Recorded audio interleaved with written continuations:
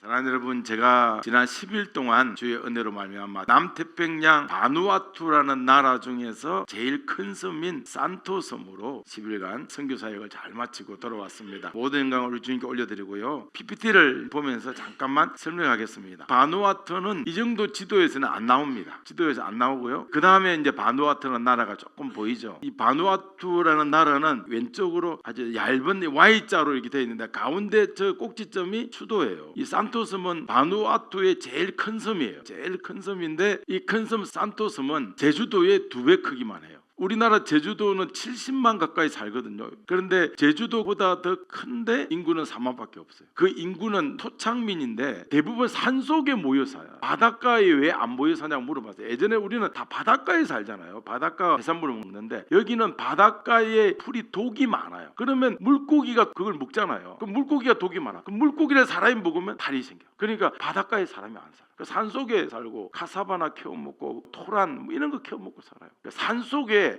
17개의 미션 필드가 있어요. 이분들이 개척을 하신 거예요. 그러면서 개척을 해서 미션 워크라고 그래. 각 지점 그 산속에 걸어가려면 최소 7시간에서 9시간까지 걸어가야 되는 그런 장소더라고요. 모든 사람들을 다 모아서 우리가 일주일 동안 교육을 시켰어요. 예수 부흥도 가르치고. 그래서 여기서 보이면 점점점 있는 데 있죠. 저런 곳이 17개 있고 본부가 맨 오른쪽 밑에 저기 있었어요. 우리가 본부에서 그들을 가르치면 그들이 와서 교육을 받고 떠나가는 거예요. 그리고 그 중에서 미션 워크라고 그러는데 전부 다 현지인 선교사였어요. 한 가정이 사역하는 데도 있고 싱글이 가서 사역하는 데도 있고 그랬어요. 이 지역은 선교사를 만들어내야 되잖아요. 만들어내는 게 보통 어려운 게 아니었어요. 그래서 어떻게든 원주민을 추장 중심의 부족민들이에요. 아까 그림 보면 부족들이 계속 있는 거예요. 한 30개 가까이 부족이 있는데 제일 빨리 전도하려면 누구 전도해야 되겠어요? 추장을 전도해야 돼요. 그 앞에 그림에 동그라미가 있어요. 추장의 딸이 예수를 믿어요. 그래서 이번에 우리 목사님들 온다고 이 추장의 딸이 하얀 백자몽, 하얀 자몽을 다루에다 메고 3시간을 걸어와가지고 큰 길에서 선교사님이 픽업을 해요. 얼마 안 되는데 전부 다 거기 돌멩이가 많아서 뛸 수가 없어요. 천천히. 그래서 3시간인 거예요. 더 걸린 데도 있고. 그래서 우리가 가르친 자 중에서 이번에 신학교를 졸업하고 왔는데 이제 졸업하고 무슨 스튜던트예요? 미션 워커, 선교로 나가기, 산속으로 들어가기 위해서 몇 달 동안 배워야 되는 선교사 대기생이죠. 준비생도 있었고 어떻게든 추장 믿으면 추장이 예수 믿는다 그러면 다 믿는 거예요. 추장이 이제 나중에 믿기도 하고 그래서 미션필드라는 원주민을 전도하기 위해서 세운 숲속의 교회예요.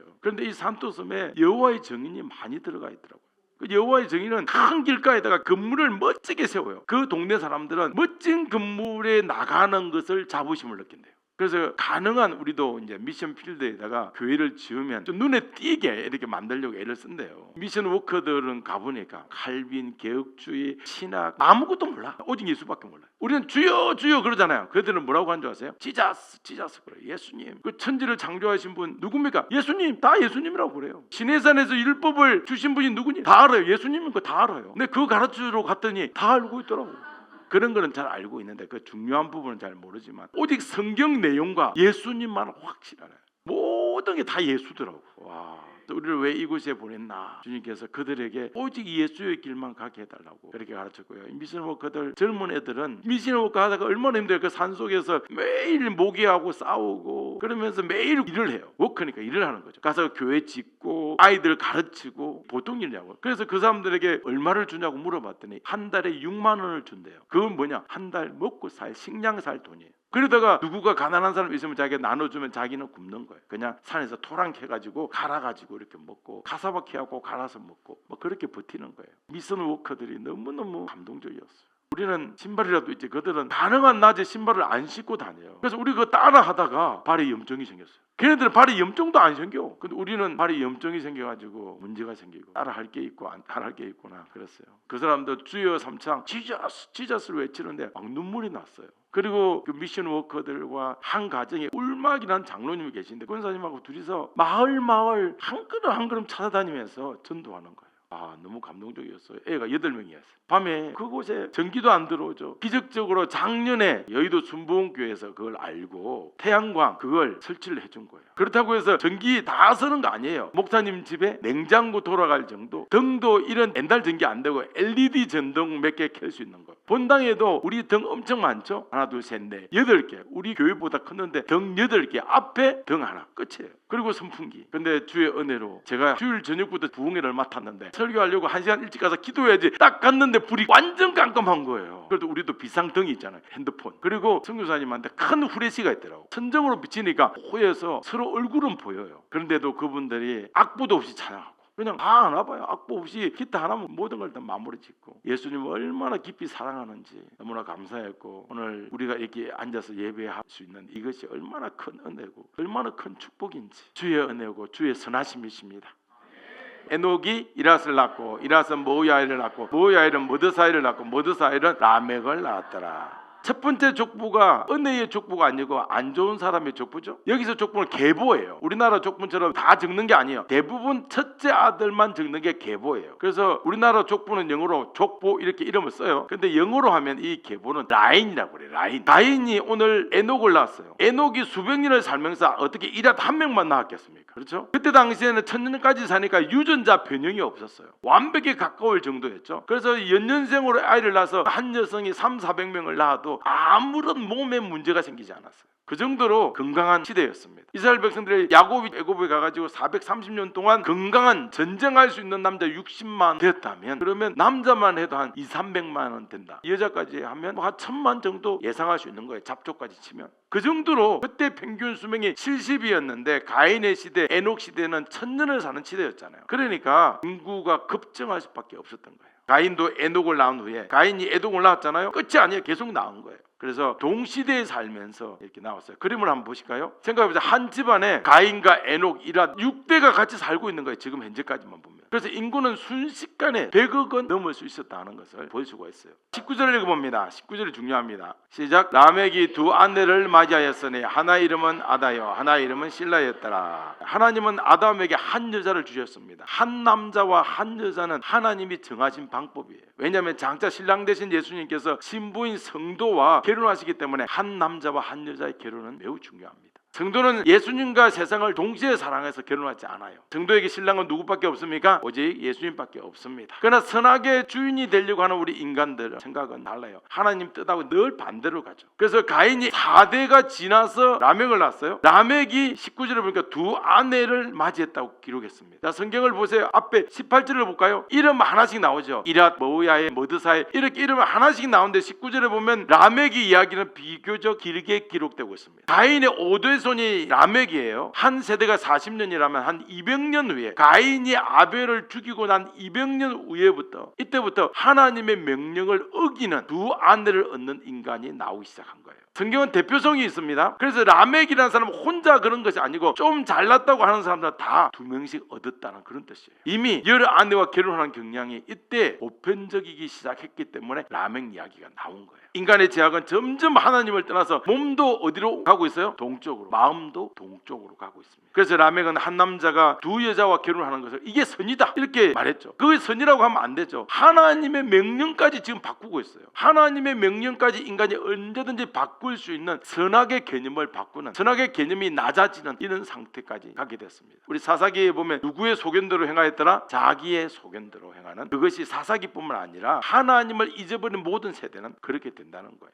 자, 20절 21절을 봅니다. 유명한 사람이 누구죠? 야발. 그 다음에 21절에는 유발. 두 사람이 등장해요. 야발은 뭐 하는 사람이에요? 가축 치는 자. 유발은 악기 잡는 자의 조상이 됐다. 이 조상이 되었다는 것은 전문가 수준을 넘어서 우리가 보면 명창이다 이런 말 들어보셨죠? 명인이 된 거예요. 그 시대는 1000년을 살 수 있는 시대였어요. 1000년 동안 한 분야를 집중적으로 파고든다면 누구나 다 명인이 될 수 있는 거예요. 그 당시에 하나님은 왜 가축을 키우라고 했습니까? 제사 지내려고. 왜 제사를 지내려고 가축을 기르냐면 제사를 통해서 타락한 인간의 죄악을 용서받기 위한 방편으로 가축을 기르라고 한 겁니다. 왜냐하면 이들은 모두 하나님의 영을 가지고 있었잖아요. 그래서 제사에 대한 지식과 제사함에 대한 내용, 그리고 장차 이 땅에 임재할 구원자에 대한 내용을 모두 알고 있었어요. 그러나 인간의 악함이 순식간에 쑥쑥 크니까 가축을 치는 목적이 하나님의 영광에서 인간의 욕심으로 변질된 거예요. 악기를 연주하기 위해서는 뭐가 필요하다는 거죠? 악보, 줄 하니까 생각나네. 베이스가 없었어요. 우리 베이스를 치는데 어떻게 하냐면 이만한 통을 만들어요. 얇은 베니어 판으로 통을 만들고, 그리고 가운데 구멍을 뚫고 줄을 묶고 가지고 나무를 묶고 하고 쭉 해갖고 나무 짝대기 하나를 끝에 이렇게 딱 기대가지고 이렇게 치더라고요. 한 줄을 가지고 베이스를 연주하다. 감동적이었어요. 그러니까 악보도 있었다는 거예요. 그러면 악보가 있었다는 것은 악기를 다루는 기술도 있고 악기를 잘 보관하는 기술 이런 게 많이 발전했다는 거거든요.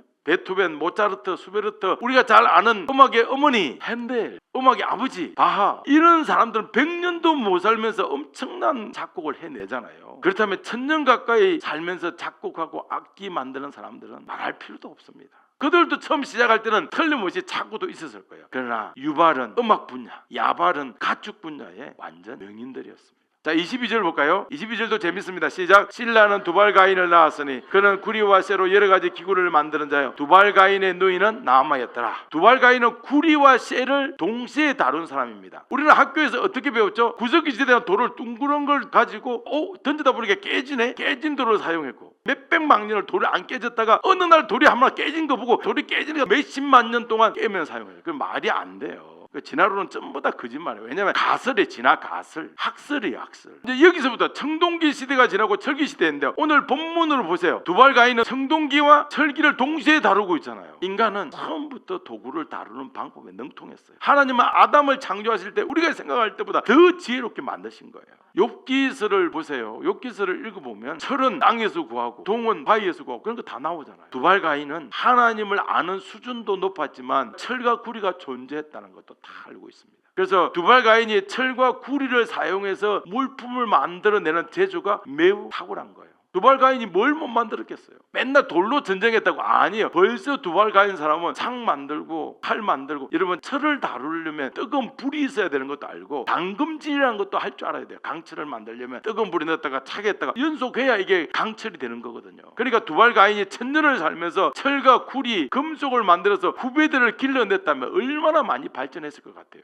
두발가인이 만들 수 없는 물품은 없었다고 보는 것이 좋은 겁니다. 성경은 누구에 관련된 기록이에요? 구원자 예수에 관련된 기록이에요. 그래서 모든 사람의 이름이 나오지 않습니다. 만약 성경에 누군가의 이름이 나온다면 뭐가 있다는 거죠? 이름이 나오는 분명한 목적이 있다는 거예요. 성경이 오늘 가인의 후손들을 언급하는 이유는 그들이 하나님 외에 세상의 기술에, 세상의 능력을 더 좋아하는 타락한 인간이었다는 것을 알려주기 위해서 기록한 겁니다. 22절에 두발가인의 누이 나아마의 이름이 나오잖아요. 최고의 미녀였던 거예요. 또 왜 최고의 미녀였겠어요? 한번 맞춰보세요. 오빠가 지금 뭐 하고 있어요? 뭐 만들었겠어요? 장신구를 만들지 않았겠어요? 그러니까 두발가인의 누이 나아마는 온갖 치장을 다 했겠죠. 그 치장해갖고 햇볕에 가면 얼굴이 빛나서 바라보지 못할 정도로 그런 얼굴이겠죠. 성경은 가인의 후손들이 어디에 관심이 있는가, 그들이 관심을 가지는 분야가 무엇인가를 우리에게 지금 계속 말씀해 주시는 거예요. 가인의 후예들은 이렇게 발전된 기술과 문명으로 하나님을 대적하게 되었습니다. 그들은 계속 동편으로 가면서 하나님을 점점 멀리해요. 그들은 발전된 문명, 발전된 기술로 자기들이 하나님의 자리에 올라가려고 합니다.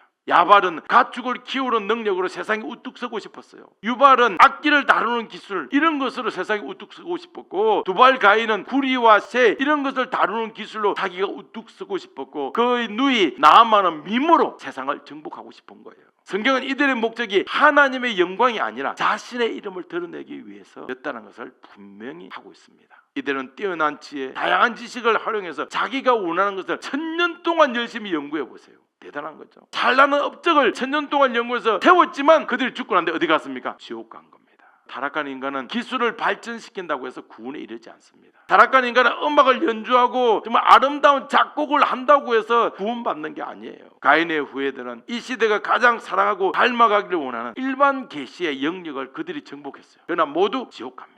미션 워커들 유혹이 얼마나 많겠어요. 유혹을 뿌리치고 산속에서 매일 복음 전하고 전기도 없이, 핸드폰의 용도는 뭐냐 물어봤더니 본부하고 연락하려고. 그래서 미션 워커의 사명 중에 하나가 안테나가 터진 곳을 발견해놔야 된다. 급하면 거기로 가야 되니까. 저희들도 안 떠요. 로밍처럼 해갔지만 안 떠요. 근데 어디가 뜨냐면 예배당에서 나와서 20m 앞 망고나무 앞 4m 앞에 거기만 터져. 그래서 거기만 다 모여 있어요. 사진은 안 가고 문자 그거 보내려고. 미션 워커들이 참 유혹에 빠지지 않고 간다는 것 자체가 너무나 주님 감사하고 눈물밖에 날 게 없었어요.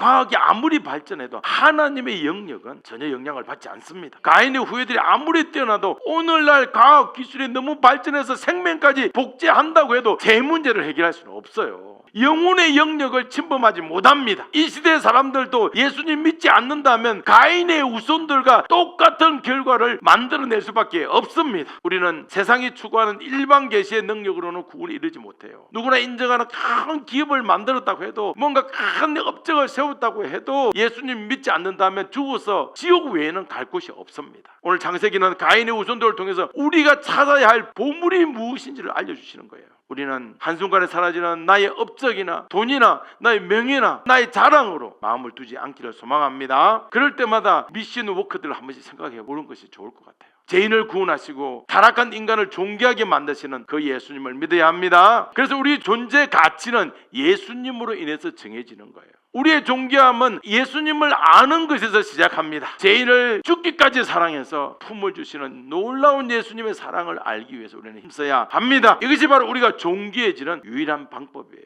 우리 23절 24절을 볼까요? 23절 24절은 읽으면 너무 가슴 아파요. 라멕은 아내를 2명이나 얻은 것에 대해서 전혀 부끄러워하지 않습니다. 아담은 선악과를 따먹었잖아요. 따먹고 나니까 하나님 명령에 따먹지 말라고 했지, 너무 미안하고 너무 부끄러운 나머지 나무 뒤에 숨었어요. 그리고 가인은 그래도 동생을 죽이고 난 뒤에 하나님 앞에서 얼굴을 들지 못했어요. 그런데 오늘 이 라멕은 보세요. 하나님 앞에서 당당했습니다. 라멕의 때 이미 선악의 기준이 완전 땅바닥이었어요. 자신이 기분이 나빠서 사람을 죽여도 된다고 뻔뻔하게 소리치고 있는 것이 라멕이에요. 가인은 아벨을 통해 메시아가 세상에 오는 것이 싫어서 나를 통해서 와야 되는데 시기 질투로 동생을 죽였지만, 라멕은 한술 더 떠서 기분이 나쁘다는 이유로 죽이는 거예요. 라멕은 하나님보다 스스로 높은 자가 되어서 자기 행위를 옳다 하는 거죠. 급기야 라멕은 이렇게 말합니다. 가인을 죽인 자는 7배의 벌을 받지만 나 라멕을 죽이면 77배의 벌을 받는다, 이렇게 말한 거죠. 이걸 본인이 스스로 사방에 외쳤습니다. 하나님은 라멕에게 이런 말을 했어요? 안 했어요? 안 했어요. 가인이 계속 가르쳤겠죠. 내가 이런 일이 있어서 계속 가르쳐서 내려오는 거예요. 그런데 가인에게 하신 말씀을 라멕이 자기에게 적용하는 거예요. 하나님 말씀하지 않은 것을. 그래서 소년이 자기를 상처를 냈는데 77배의 벌을 주는 거죠. 뭐죠? 사형이죠. 그러니까 이때부터 라멕이 공포 정치를 시작한 거예요. 라멕 때부터 이미 스스로를 높이고 자기가 선하다고 말하는 자들이 기하급수적으로 늘어나기 시작합니다. 가인의 후손들 남 죽이는 일 아무 끄리낌 없이 합니다. 죄책감이나 수치감을 느끼지 않았어요. 이 정도로 급속도로 인간들이 하나님을 떠나면 죄의 밑바닥으로 떨어지는 거예요. 25절을 보겠습니다. 같이 읽어봅니다. 아담이 다시 자기 아내와 동침하며 그가 아들을 낳아 그의 이름을 셋이라 하였으니 이는 하나님이 내게 가인이 죽인 아벨 대신에 다른 씨를 주었다 함이며. 아멘. 가인이 아벨을 죽이고 떠났어요. 동쪽으로 떠났어요. 떠나고 난 뒤에 아담과 하와는 마음이 너무 괴로운 거예요. 우리 같으면 아들이 떠나니까 마음이 아프겠지. 아니요, 가인과 아벨 외에도 아들도 많았어요. 장자가 떠나니까 가슴이 아프겠지 이렇게 생각했지만 그게 아니고, 메시아가 누굴 통해서 오기로 했어요? 아벨을 통해서 오기로 했는데, 메시아가 와야 아담이 선악과를 따먹은 죄가 용서받고 천국에 갈 수 있는 걸 이미 아담은 알고 있었어요. 그런데 메시아가 아벨을 통해서 오는데 아벨이 죽었어요. 이제 메시아가 올 통로가 없어진 거예요. 이제 우리 지옥이구나. 그래서 너무너무 가슴 아픈 거예요. 너무너무 가슴 아파하고 있을 때 하나님께서 아담에게 나타나셔서, 비록 아벨은 죽었지만 구원자는 반드시 이 땅에 온다 알려주시는 거예요. 하나님께서 이렇게 말한 거죠. 인간의 방해가 하나님의 역사를 멈추게 할 수 없다. 이걸 아담에게 알려주는 거예요. 인간을 사랑해서 용서하고 싶어하는 하나님의 뜻도 막을 수 없다. 이것을 하나님께서 아담에게 알려주었습니다. 우리는 생각하기를 시간이 약이다. 그런 일이 생기면 시간이 약이니까 시간이 지나서 아담과 하와가 회복되었을 것이다. 아니에요. 하나님께서 직접 나타나서 말씀하시고 그 말을 듣고 위로를 받은 거예요. 그래서 다른 아들을 주셨는데 셋이에요. 셋 이름이 다른 아들을 주셨다 이런 뜻이에요. 아담과 하와는 셋을 낳은 뒤에 감격해서 고백하는 거예요. 아벨 대신에 다른 씨를 주셔서 우리가 구원을 받을 수 있게 되었습니다. 우리가 천국 갈 수 있게 되었습니다. 이렇게 감동하는 거예요. 사단은 가인을 통해서 아벨을 죽였지만 하나님은 우리에게 다시 구원자에 대한 소망을 주셨습니다. 26절입니다. 시작. 셋도 아들을 낳고 그의 이름을 에노스라 하였으며 그때 사람들이 비로소 여호와 이름을 불렀더라. 아멘. 여러분, 우리는 이걸 보면 그때 비로소 평소에는 안 부르다가 이때 여호와 이름을 불렀더라, 이렇게 생각하는 것이 진화론적 사고예요. 왜냐하면 점점 안 좋아지다가 좋아진다는 생각이거든요. 아니에요. 우리 인간은 살면 살수록 죄를 더 짓게 돼 있어요. 절대 아닙니다. 누구나 그렇게 생각할 수 있죠. 이게 성경을 모르는 사람들의 해석이에요. 우리가 진화론적 사고를 가졌기 때문에 그렇게 본 것밖에 없어요. 여기서 비로소란 말은 이제 이런데, 이제 아담은 에덴 동산에 쫓겨날 때 여호와 이름을 부를 필요가 없었어요. 아담은 신이라는 말을 들으면 하나님만 생각하지, 우리는 대문자 지로 쓰면 하나님이고 소문자 지로 쓰면 우상이잖아요. 가짜신 이런 거잖아요. 하여튼 뭐 대문자 지를 쓰나 소문자 지를 쓰나 하나님 외에는 머릿속에 없어요. 왜냐하면 분명하게 아담은 하나님이 누구신지 알았거든요. 그래서 하나님은 아담에게 내가 하나님이고 대울이고 TH 이렇게 쓰는 거고 뭐 이런 거 안 가르쳐 줬어요. 왜냐하면 가르쳐 주지 않아도 다 아니까. 하지만 이제 여호와 이름을 불렀다, 이 말은 사람들에게서 하나님이라는 존재가 점점 사라져가는 거예요. 희미해졌다는 내용이에요. 이제는 하나님의 이름을 부르지 않으면 누구에 대한 이야기인지 모르는 거예요. 아담은 에덴 동산에 쫓겨났을지라도 하나님에 대한 지식은 없어지지 않았어요. 아담이 하늘 보고 좋으신 분 하면 누구를 보고 하는 거예요? 하나님을 보고 하는 거예요. 하나님 좋다는데 구름을 보고 저 구름 멋있어. 이게 뭐냐면 하나님이 만든 구름이야. 이게 앞에 다 그렇게 되어 있는 거예요. 또 봅시다. 푸르른 산이 아름답다 그러면 우리는 저 동네 괜찮네 이렇게 되겠지만, 아담이 푸르른 산이 아름답네 그러면 하나님이 만드신 산이 아름답다 이렇게 생각하는 거예요. 그러니까 아담은 하나님 중심이 아닌 말과 생각을 하지 않은 거예요. 아담은 자신의 자식들에게 부지런히 가르쳤어요. 모든 것이 하나님이 만들었다. 그래서 우리의 인간의 모든 말 앞에는 주가 하나님이다 이렇게 가르쳤어요. 그런데 몇 세대가 지나지 않아서 사람들은 점점 머릿속에서 하나님이 사라져간 거예요. 그래서 에노스가 태어났을 때는 하나님 중심 세계관이 사라져가고 있었고, 에노스가 성장했을 때는 하나님 중심을 생각하는 생각도 사라지기 시작했어요. 자, 비를 내려주고 있어요. 저희가 선교 갔는데 선교사님이 걱정을 하는 거예요. 거기는 운물이 전기가 있어야 우물을 팔 거 아니에요. 기계가 들어올 수도 없어. 그러니까 물을 어떻게 하냐면 지붕을 만들어.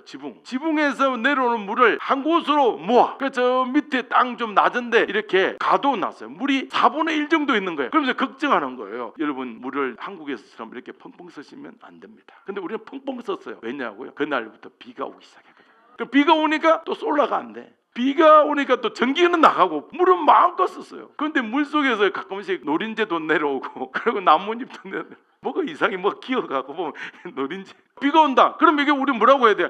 주님께서, 우리 예수님께서 비를 주신다, 하나님께서 비를 주신다 이렇게 하는 거예요. 본능이죠. 그런데 이제는 비를 봐도 비가 오나 보지. 옛날에 같으면 하나님이 비를 주시는구나 이렇게 해야 되잖아. 이제는 앞에다가 하나님이라는 글자를 넣지 않으면 하나님이 비를 준다는 생각을 못하는 거예요. 아벨을 죽이고 난 뒤 200년 정도밖에 되지 않았는데 이런 일이 생긴 거예요. 참 제약은 무섭습니다. 무슨 말을 해도 하나님을 떠올리지 않는 거예요. 옛날에는 모든 말을 하면 다 하나님이었는데, 그래서 그림을 하나 보십시오. 원래의 관계는 노란색 보면 나와 하나님과의 늘 대화 중에서 그냥 하는 게 나 오늘 맛있는 거 먹었어 이러면 앞에 뭐가 있어요? 주가 하나님이 주셔서 맛있는 거 먹었어 이게 있었는데, 이제 중심 이동이 된 거예요. 내가 오늘 열심히 일해서 오늘 맛있는 거 먹었어 이렇게 바뀌는 거예요. 그래서 첫 번째는 세상이 3인칭이었는데 나중에는 하나님이 3인칭이 된 거예요. 지금 시대하고 똑같지 않습니까? 그래서 비로소 여호와의 이름을 불렀다는 것은 하나님하고 가까워졌던 게 아니라 그 시대가 하나님하고 멀어져서 하나님이란 말을 하지 않으면 하나님을 알지 못하는 시대가 됐다는 거예요. 그러나 여러분, 우리도 예수님을 주로 말하는 인생을 살아오지 않았습니다. 아담은 언제나 하나님을 주로 말했지만, 제가 여기 하나님, 예수님, 성령님 이야기하는데 아셔야 될 것은 이런 거예요. 하나님의 가장 큰 뜻은 뭐냐면 예수를 높이는 거예요. 예수님의 가장 큰 뜻은 하나님 뜻을 이루는 거예요. 하나님 뜻이 뭐죠? 예수를 높이고, 예수님은 하나님의 가장 큰 뜻인 자기를 드러내는 거예요. 성령님은 뭐 하는 거예요? 예수님을 드러내는 거예요. 성령님은 예수의 영이니까. 그러니까 우리가 예수님 이야기하면 그러면 하나님 어디 가서 누군가 따져? 하나님은 어디 갔어? 성령님은 어디 갔어? 아니에요. 예수가 중심이에요.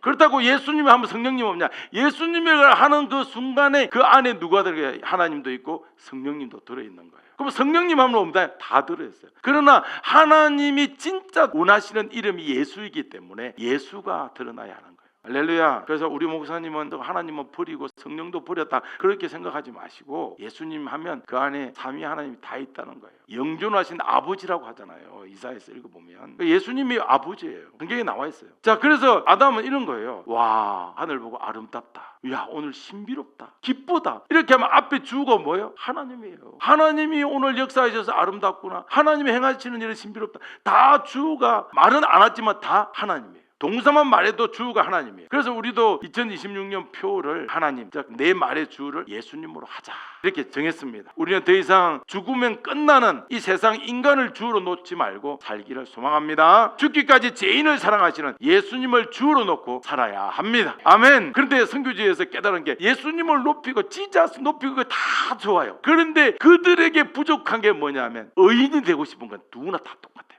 내가 죄인입니다 이 고백이 없어. 와, 여러분 아무리 예수님을 높이고 아무리 예수님 사랑한다고 하나님 사랑한다고 성령님 사랑한다고 해도 자기가 죄인이라고 고백하지 않으면 안 되는 거예요. 왜냐하면 예수님은 의인을 구원하러 온 것이 아니고 죄인을 찾아 구원하러 오시기 때문에. 그러면 누가 죄인이냐? 내가 죄인이라고 하는 사람이 죄인이에요. 이 땅의 모든 사람이 다 죄인이잖아. 그러면 예수님은 죄인을 구하러 왔죠. 죄인을 구원하는 게 아니라 죄인을 찾아 구원하는, 어떤 사람을 찾으세요? 죄인이라고 고백하는 사람. 놀랍습니다. 그걸 모르더라고. 우리가 가서 그걸 가르치고 왔어요. 미션 워커들에게. 우리가 사는 이 시대는 에노스와 살던 시기보다 더 악해졌습니다. 하나님을 잊어버렸어요. 우리를 만드신 창조주의 이름을 부르지 않습니다. 우리를 구원하신 구원자 이름을 외면하고 있습니다. 하지만 우리는 다시 영원한 우리의 구원자이신 예수님의 이름을 불러야 합니다. 우리가 사는 이유는 뭡니까? 누구 이름 때문에? 예수님의 이름. 우리가 숨쉬는 이유는 예수님 이름 때문입니다. 우리 평생에 예수님의 이름을 높이며 송축하시길 소망합니다. 바로 오늘부터 예수님의 이름을 높이기를 바랍니다. 선과 악의 기준이 낮아질 대로 낮아져가는 세상이에요. 선과 악의 기준이 자기 소견대로 결정되는 그런 세상입니다. 지난번은 이렇게 말하죠. 과거보다 인간은 오늘날 점점 발전하고 사람이 좋아진다고 말하지만 사람들은 점점 악해지고 있습니다. 타락하고 있습니다. 부정할 수 없는 현실이에요. 여러분 어르신들, 우리 어릴 때 언제 말세다 하는 소리를 들은 줄 아세요? 그때 브라보콘 선정이 나왔어요. 12시에 만나요 브라보콘, 둘이서 살짝꼭 만나요 브라보콘. 이 노래를 우리가 부르고 다녔더니 어른들이 할아버지 듣고 말세라고 그랬어요. 근데 지금은 보세요. 요즘은 학생들을 위한 담배 피우는 공간도 마련해주는 그런 시대예요. 선과 악의 기준이 깨어진 때가 3번 있었잖아요. 노아의 홍수 때. 노아의 홍수 때 홍수로 인해서 온 세상이 다 멸망했어요. 그런데 8명을 통해서, 노아의 가족 8명을 통해서 다시 생육하고 번성하는 부흥을 일으키셨습니다. 우리는 지구가 이렇게 다 물로 망하면 8명만 살아나면 야 망했다 끝이다 이렇게 생각하지만 하나님은 단번에 상황을 역전시키시는 주님이십니다. 전능하신 분이십니다. 두 번째는 예수님이 이 땅에 오셨을 때예요. 그때는 선과 악의 기준이 완전히 무너져 있었습니다. 왜 선과 악의 기준이 완전히 무너졌냐면 그때 당시에 모세에게 주었던 선과 악의 기준이 뭐죠? 율법이었잖아요. 율법은 있잖아요. 인간은 절대로 지킬 수 없는. 율법은 무슨 선생이라고 그랬죠? 몽학 선생이 뭐예요? 예수님께로 데리고 간다는 거죠. 우리가 오해하는 것은 율법을 배우면 율법을 깨닫고 율법을 지키면 예수님께로 간다, 이게 아니에요. 몽학 선생의 뜻이. 이게 뭐냐면 율법을 보고 와 내가 못 지키는구나, 이걸 지켜줄 사람은 누구지? 예수님께로. 그 율법을 보고 놀래서 나는 못 지키니까 쫓아가는, 그것이 몽학 선생. 지금까지 오해한 거예요. 율법 좀 잘 배우면 몽학 선생이니까 예수님께로 가겠지. 아니에요. 그러니까 율법을 받아들면 우리는 얼굴이 사색이 되는 거예요. 우리는 절대로 지킬 수 없으니까 그 율법을 지켜주실 분은 예수님밖에 없구나, 예수님께로 가는 거예요. 그런데 유대인들은 어떻게 해요? 우리 다 지킬 수 있어. 좀 몇 개 못 지킬 수도 있지만 그래도 대부분 뭐 다 지켜. 그러니까 유대인들은 이렇게 생각했어요. 율법을 지키면서 지키지 않으면 유대인들은 율법을 주신 이유를 몰랐던 거예요. 그때 예수님이 오셔서 율법의 해석자가 되셔서 구약의 계명들을 다시 설명해 주시죠. 너희들 살인하는 거 미워하는 것도 살인이야, 마음으로 하는 것도 간음이야, 다 알려주실 거예요. 왜 예수님께서 이 법을 바꿀 수 있느냐? 본인이 제정하셨으니까 다시 본인이 해석하시는 거예요. 모두가 하나님을 잊어버린 그 시대에 예수님께 오셔서 일으켰던 이 복음의 부흥, 사마리아와 땅끝까지 이르는 복음의 물결을 일으켰습니다. 세 번째는 지금 우리가 사는 시대예요. 모든 인간은 이제 예수님께로 율법을 보고 가야 되는 걸 좀 알아. 그런데 하나님 중심으로 생각하지 않고 각자가 중심으로 생각하는 기준의 중심이 뭐죠? 지금 윤리와 도덕이에요. 각자가 윤리적으로 살고 도덕적으로 살면 내가 잘 살고 있다고 생각해요. 그래서 윤리와 도덕의 선과 악의 기준이 되어버렸어요. 윤리적으로 옳으면 선, 도덕적으로 나쁘면 악이라고 판단하죠. 그래서 인간이 살아가는 데 있어서 윤리와 도덕이 필요하기는 해요. 분명히 윤리와 도덕이 필요합니다. 그러나 윤리와 도덕이 진리의 기준이 될 수 없다는 거예요. 진리는 오직 하나 예수 그리스도입니다. 저희가 너무 고생을 해가지고 호주에 왔는데 공항에 세상에 우리를 마중 나온 가이드가 있는 거예요. 가이드가 있어서 우리가 숙소까지 어두워지니까 미국처럼 무서운 공대였으면 아마 그런 걸 쓸 수 있지만 호주는 너무나 다들 착해. 우리나라보다 더 착한 것 같아요. 그래서 그냥 택시를 타든지 걸어가도 될 뻔했어요. 호주 사람들 다 착해요. 그것도 모르고 이걸 탔어요. 그냥 왜 이걸 탔을까? 그러면서 내릴 때가 됐는데 이분이 이런 이야기 하는 거예요. 뭐라고 했냐면 자기도 예수를 믿는데 아내가 유방암에 걸렸다가 최근에 나와서 봉사를 열심히 하고 있나 봐요. 그냥 아내 자랑을 하려고 하다가 이제 아내한테 뭔가 들은 거예요. 그러면서 천국에 가면, 천국 문 앞에 가면 하나님 두 가지를 물어본다는 거예요. 이 사람은. 그래서 너는 누구를 위해서 봉사했냐 물어본대요. 그래서 자기를 위해서 봉사했으면 어디? 이웃을 위해서 봉사했으면 천국. 이 사람은 이렇게 생각하는 거예요. 가톨릭 신앙이 정말 깊이 들어간 거죠. 착한 일을 나를 위해서 말고 다른 사람을 위해서 봉사를 많이 하면 구원받는다는 머리를 완전 붙잡고 있더라고요. 그래서 나중에 팀의 리더가 그게 아니다. 봉사도 중요하지만 그거의 원칙인 예수를 믿는 것이 중요하다. 그런 거예요. 울지마 톤저 뭐 그런 거 있잖아요. 무슨 신부가 가서 아이들을 가르치면서 했는데 사람들은 신부의 열심히 하는 그 모습을 보는 거예요. 왜 열심히 했어요? 예수를 만난 거예요. 그 예수를 만나면 이렇게 되는데 예수는 빼놓고 그 사람이 행한 행동을 다 따라하는 거예요. 그럼 너 왜 그래? 신부처럼 구원받으려고. 구원 못 받아요. 이 사람은 신부 중에서 가끔씩 그런 사람이 있잖아요. 예수를 믿고. 우리가 잘 아는 슈바이처 박사님, 예수 안 믿어요. 그렇습니다. 진리는 오직 하나 예수 그리스도밖에 없습니다. 우리는 인간 중심 생각으로 인해서 하나님과 완전히 반대의 길을 가고 있는 이 시대의 한복판에 있습니다. 그러나 예수님은 언제나 선과 악이 무너진 시대에 찾아오시는 거예요. 노아 홍수 때는 뭐하러 찾아오셨어요? 홍수를 내려서 모든 인간들을 싹 썰어버리려고 찾아오셨어요. 그런데 예수님 시대에는요, 싹 썰어버리려고 찾아온 것이 아니라 율법을 지킬 수 있다고 내 힘으로 내 능력으로 어려움으로 구원받고 있다는 그 자들을 두들겨 펴서 회개시키려고 찾아오신 거예요. 오늘 우리가 사는 이 시대도 선과 악의 기준이 무너졌지만 변하지 않는 예수님은 자기를 사랑하는 자들에게 자신이 누구인지 계시해 주시는 거예요. 할렐루야. 오늘도 나를 만나기 위해서 내 마음의 문을 두들기시는 그 문을 열어주시기를 바랍니다. 우리가 세상을 살아갈 때 할 일이 참 많습니다. 할 말도 많습니다. 우리가 하고 싶은 말이 얼마나 많습니까? 내가 말을 하는데 누가 중간에 가로채면 기분 나쁘잖아요. 왜? 내 할 말이 말하고 싶은 게 너무 많은데. 그런데 많은 말이 있지만 그 말들을 예수님을 주로 말하여서 예수 그리스도를 나타내시기 바랍니다. 왜냐하면 지금 이 에노스 시대와 똑같게 비로소 이제 예수님을 말해야 될 시대가 돼서 그래요. 아담 시대 같은 말 안 해도 되죠. 여러분, 말 한마디가 뭘 갚아요? 천냥빛을 갚아요. 요번 주중에 말 한마디로 천냥빛을 많이 갚으시기 바랍니다. 그래서 주변 사람들에게 전해주세요. 예수님이 당신을 사랑하십니다. 우리가 하는 모든 일들 예수님께서 하십니다. 예수님께서 당신을 도우십니다. 예수님께서 당신을 이끄십니다. 주를 말하고 이야기를 해야 돼요. 이 말 한마디, 예수님을 믿지 않아서 지옥에 갈 사람을 천냥빛보다 더 큰 사망의 빛을 갚게 되는 놀라운 일이 있게 될 것입니다. 내 말의 주를 예수님을 하기를 주 예수 그리스도의 이름으로 축복합니다.